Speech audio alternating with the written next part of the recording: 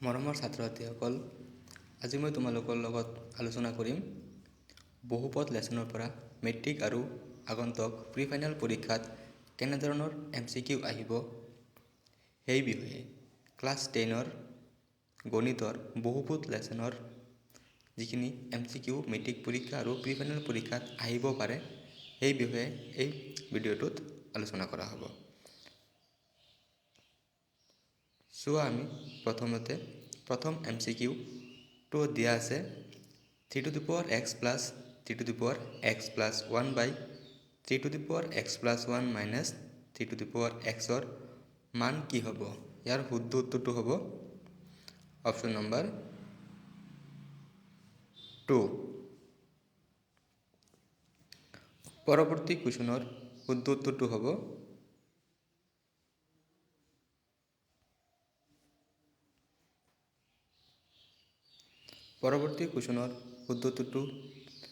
তোমালোকে কমেণ্টত জনাই দিবা। কুৱেশ্যন নম্বৰ 3ৰ শুদ্ধ উত্তৰটো হ'ব option number C. Question number 4ৰ শুদ্ধ উত্তৰটো হ'ব অপশ্যন চি।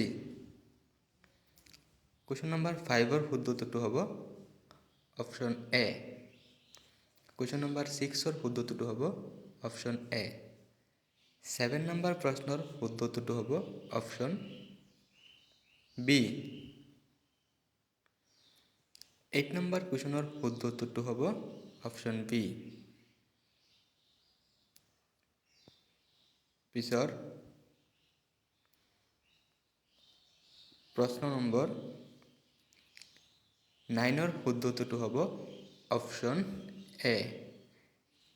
কুৱেশ্যন নম্বৰ 10ৰ শুদ্ধ উত্তৰটো তোমালোকে কমেণ্টত জনাবা। 11 নম্বৰ কুৱেশ্যনৰ শুদ্ধ উত্তৰটো হ'ব এ। এইটো নহয়, 10 নম্বৰটো তোমালোকৰ কাৰণে, 11ৰ এ। 12 নম্বৰ কুৱেশ্যনৰ শুদ্ধ উত্তৰটো হ'ব অপশ্যন এ। 13 নম্বৰ কুৱেশ্যনৰ শুদ্ধ উত্তৰটো হ'ব অপশ্যন এ। 14 নম্বৰ কুৱেশ্যনৰ শুদ্ধ উত্তৰটো হ'ব অপশ্যন বি। 15 নম্বৰ কুৱেশ্যনৰ শুদ্ধ উত্তৰটো হ'ব অপশ্যন বি। 16 নম্বৰ কুৱেশ্যনৰ শুদ্ধ উত্তৰটো হ'ব অপশ্যন চি।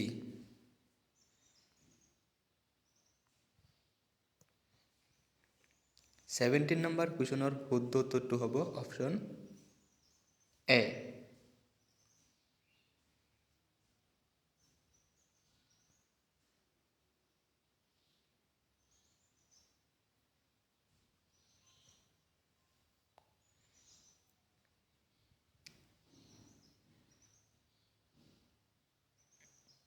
18 নম্বৰ কুৱেশ্যনৰ শুদ্ধ উত্তৰটো হ'ব অপশ্যন ডি।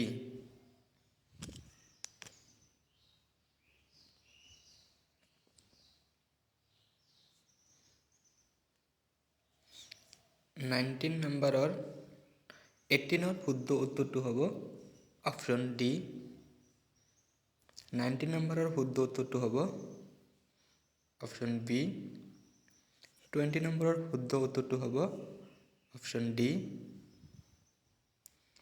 21ৰ শুদ্ধ উত্তৰটো হ'ব অপশ্যন চি। 22 নম্বৰ কুৱেশ্যনৰ শুদ্ধ উত্তৰটো হ'ব অপশ্যন এ। 23ৰ শুদ্ধ উত্তৰটো হ'ব অপশ্যন বি। পিছৰ 24ৰ শুদ্ধ উত্তৰটো হ'ব অপশ্যন চি।